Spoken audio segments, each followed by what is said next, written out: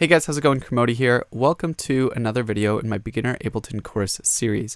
In this video, I'm going to be showing you guys the different audio effect types in Ableton, some MIDI effects, as well as understanding the signal flow inside of Ableton, how audio gets from MIDI to instrument to audio effect, etc.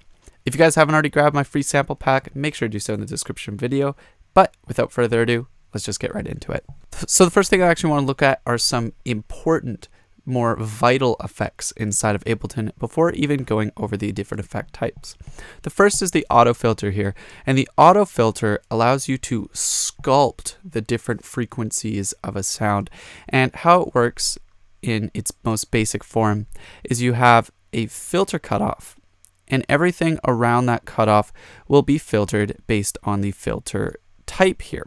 So this is a low pass filter, which means all the lows will come through, everything below the cutoff will come through, and all the highs will get cut out, also known as a high cut filter.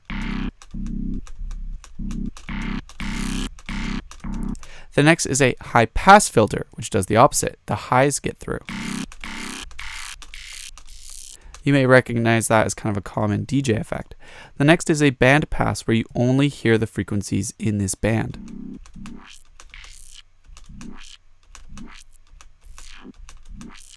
Next is a notch, where you actually don't hear the frequencies around the cutoff.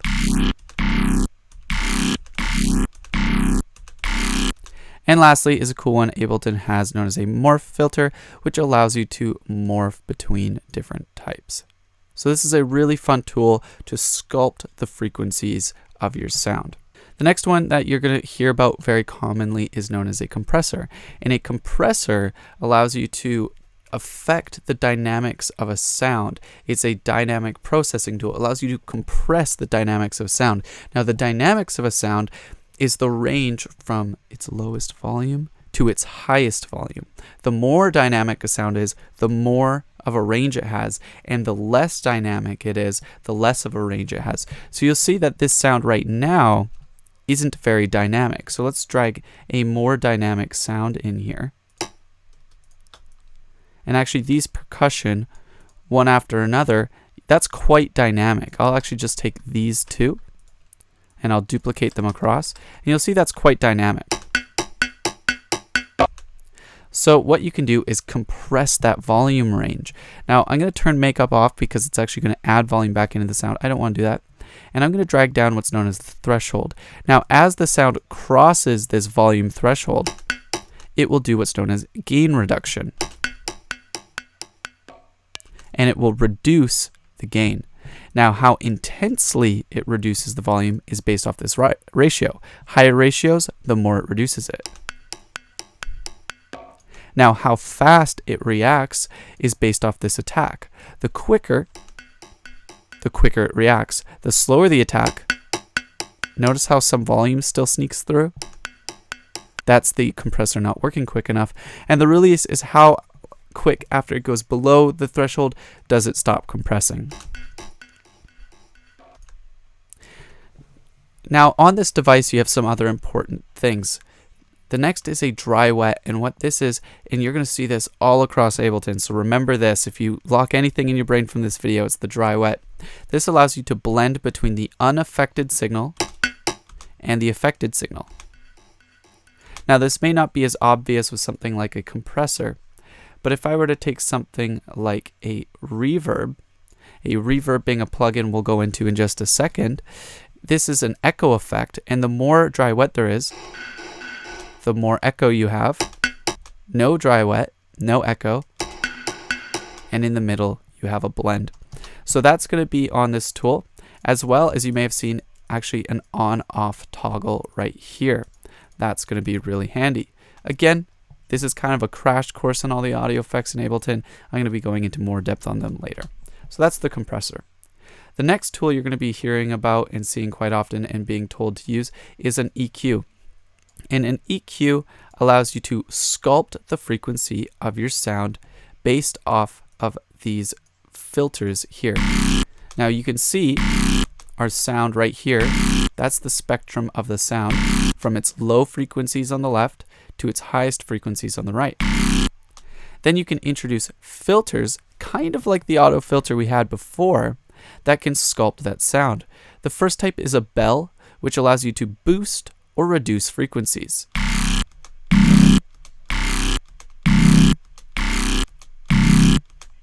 Now you pick the frequency here and how much it's being turned down here.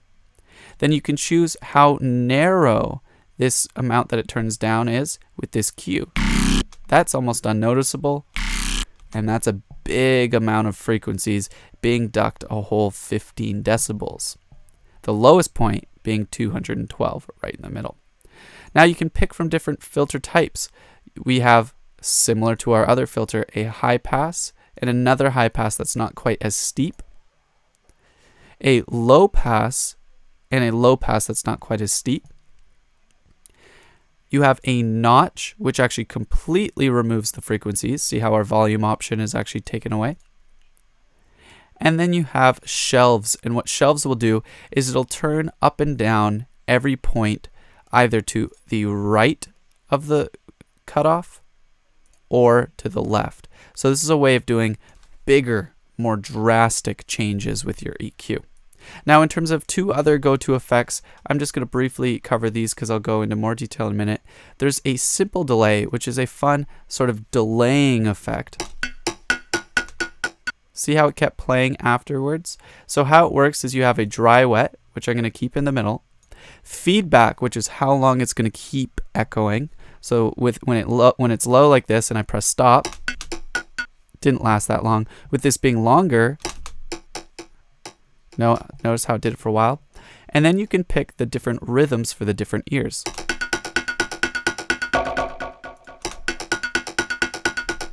So that's a fun little echoing effect called simple delay. And the next one that I'd call a go-to effect is reverb. And reverb is that echo effect we were talking about, but it's not like a bouncing echo effect like the simple delay. It's more like it emulates a room. So you have the two most important knobs I recommend playing with are just the dry wet, the amount of it, and the decay time. Everything else is for a later tutorial because reverb is pretty complicated. Don't forget though, with all these effects, you do have presets. So if you don't know what to do, you can test out different presets to see what fits your sound most. So now let's go into the different audio effect types. Starting from the top with amp. Amp is a distortion. In distortions, you probably think of like a guitar distortion most commonly. Well, that's actually what amp is, but distortion, in my opinion, is actually just more of a type of effect that adds frequencies, but typically in a way that you think of like guitar distortion or something like that. So you have an amp where you can pick from different types of distortion.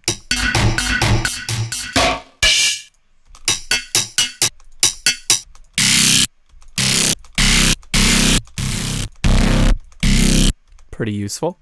You have dynamic tube, which is a type of distortion where you pick different types and add input drive to distort it.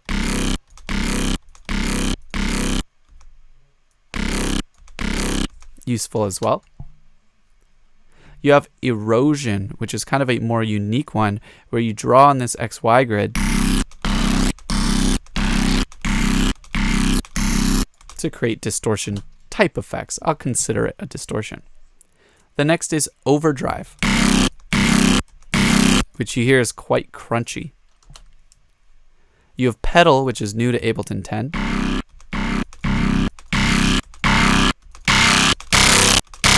Which can also get pretty intense as well. You have redux, which kind of emulates bit crushing by reducing the bit depth of your sound, and it creates this sort of digital distortion. Then you have saturator, which is my personal favorite because it has the most options in my opinion and can achieve some of the gnarliest sounds with enough control. And you have vinyl distortion, which will try and emulate vinyl. What's cool about this too is it has a crackle volume, so you can add in some vinyl crackle to your music. Really fun. The next type of effect are the frequency altering effects, or the EQ type effects. The first is auto filter, we already looked at. This can sculpt the frequencies with one cutoff and one filter type. The next is the EQ8, which we looked, which had multiple filters for multiple ways to sculpt your frequencies at one time. The next is EQ3, which is actually a simpler EQ where you simply have volumes for the lows, mids, and highs. You set how big the high range is and the low range is here, and then everything in between these two frequency values is the midband. So it allows you to sculpt your sound further. Now, frequency shifter is kind of a frequency altering device, and without getting into detail, it shifts the harmonics of your sound in an unnatural way, in a way that's different than transposing, and can give you just weird harmonic shifts. I wouldn't consider it at all like the other plugins, but it does affect the frequencies of the sound.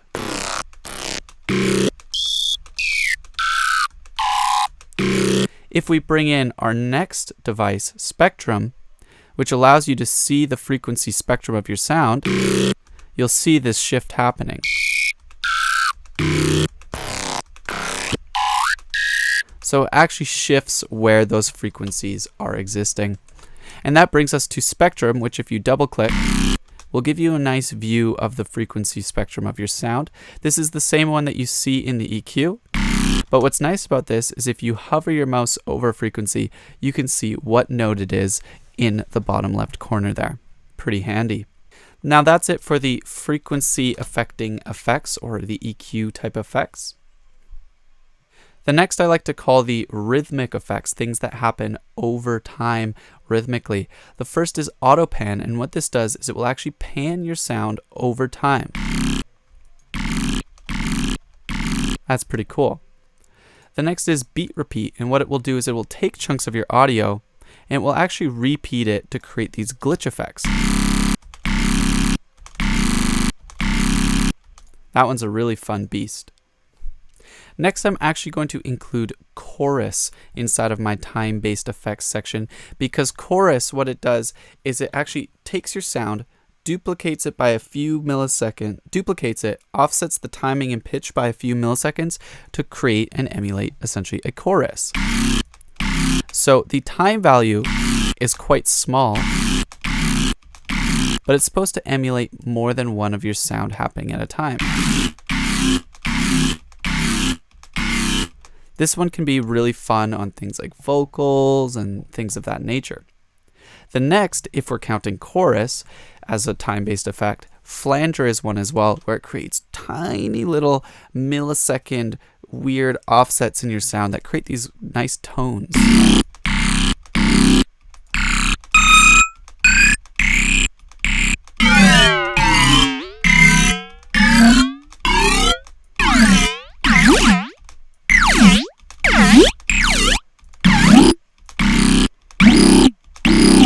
Now those are a bit extreme, but you can hear that it creates kind of this weird swirling sensation, which leads us to our last one, which is phaser. And phaser does a similar thing to flanger. Without going into detail about the differences, it just creates offsets in the sound that are so minute that it creates almost weird tones out of it. You can hear that swirling effect. So those are what I will consider in this tutorial the time-based effects. The next I want to look at are the dynamic affecting effects, things that affect the dynamic of your sound. The first is compressor, which we looked at previously, which compresses and squishes the dynamics of your sound. The next is drum bus, and this is a fun effect that's meant to put on all of your drums in a group to add a bit of distortion, add a bit of transients or remove transients, and just kind of affect the overall characteristics of your drum. It's a new one to 10, and actually personally one of my favorite new additions to 10. The next is gate, and it almost works the opposite of a compressor, where instead of when something goes over the threshold, it gets turned down. What this happens is when it goes below the compressor, it turns down. This is used for removing things like white noise in a recording, where there's a bit of noise when my voice stops and you kind of can hear it, or things like that. So gate can be useful as well. It just kind of works differently than a compressor. The next is the glue compressor, which is also a compressor, but this one kind of emulates an older compressor model, and it's good for gluing your sounds together by compressing them all as a unit and giving them similar characteristics. The next is the multiband dynamics, and what this is a 3-part compressor, which will compress the high frequencies, mid frequencies, and low frequencies of your sound differently. Lastly, there is limiter. And limiter is a very aggressive compressor that will never let your sound go over a threshold. This is typically used in mastering, so a sound can be squished and compressed harder to make it perceptually more loud. I know this is all a lot to take in. Again, I'm going to do a whole other course on audio effects. I just kind of want to give you a sense of the different types and what options you have in your arsenal. The next type are delay effects. These are sounds that emulate different echoing types of effects. The first is, well, echo. New to Ableton 10, a fun new delay effect. The next on our list is the filter delay, which will actually take different frequency bands and delay them differently. The next is grain delay, which will take micro amounts of your sound and actually delay that.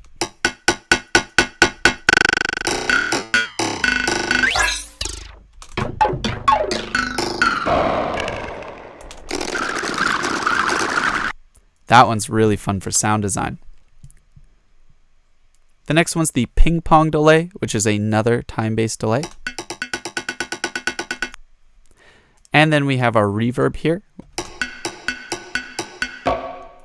as well as the simple delay, which we looked at earlier,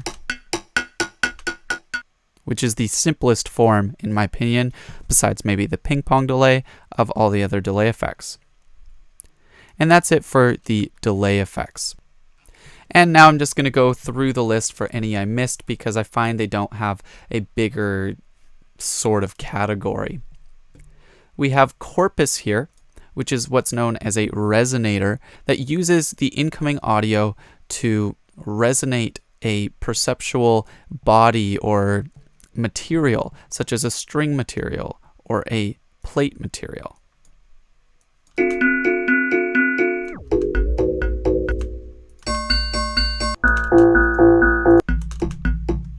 Very unique one, pretty fun. The next is looper, which is used for live performance to actually loop your sounds as you play them. This works a bit differently than the looping you would do here and is a really big beast that I'm not going to go into in this video. But if you're one who likes live performing, you want to be able to loop maybe your beatboxing or whatever, that would be a really useful tool for you to know and utilize. Then you have resonator, which will actually apply notes and pitch your sound around.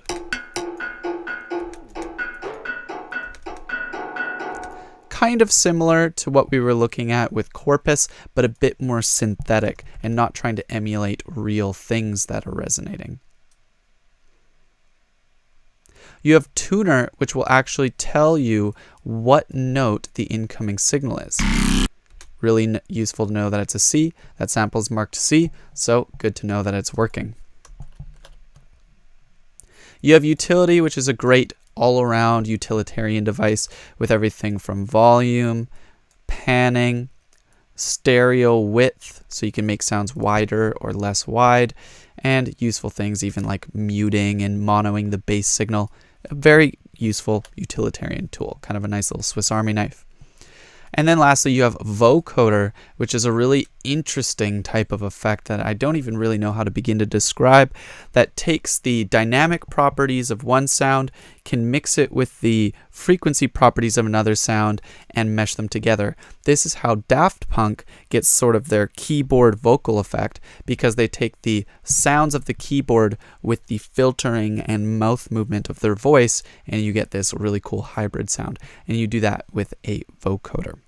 So those are all the different audio effect types. Now I quickly want to look at the different MIDI effect types. So I have an analog instrument here, and now we can look at the different effects. The first is arpeggiator, and what an arpeggiator will do is it will take your incoming MIDI data from before the audio effect. So if I play a chord, it will take that incoming data and it will play each note of the chord in sequence. So I'm playing 3 notes, holding 3 notes, and it's playing that in sequence. Now the way that it plays it is based off this drop down menu here. It could be random, could go up, could go down, whatever you want. The speed is based off this right here. How short or long the notes are with this gate here. And then you can even tell it to go more steps once it's done that sequence. So that's a really fun one for those that don't know how to arpeggiate chords themselves or don't even want to write it out. Now, if you don't even know how to make chords, the next one's a really useful one for you. This is a chord plugin, which allows you to play one note, but then stack more notes on top of it.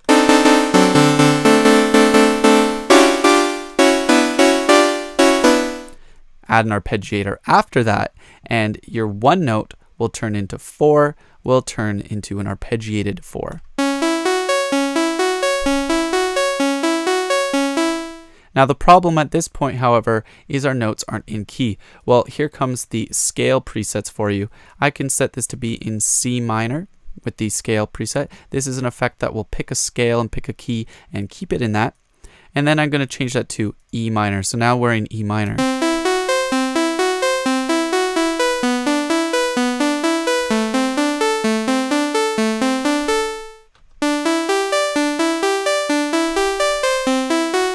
Then you have some additional tools like pitch, which will change the incoming MIDI note pitch, the velocity, which can affect the velocity of it, random, which will give you some random options, and some other things like note length, which again will leave for later videos.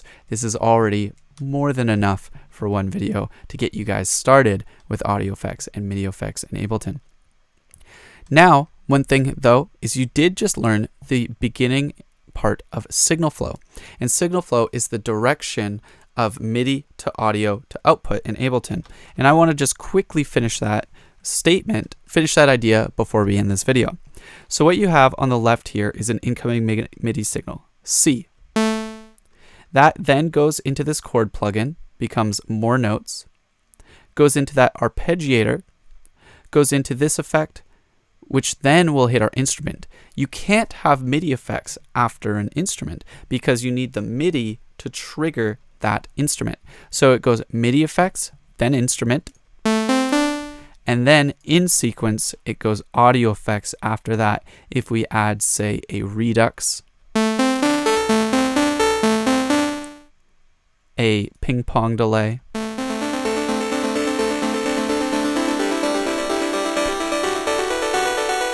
and then a reverb. This audio output's going into the ping pong, into the redux, into that reverb.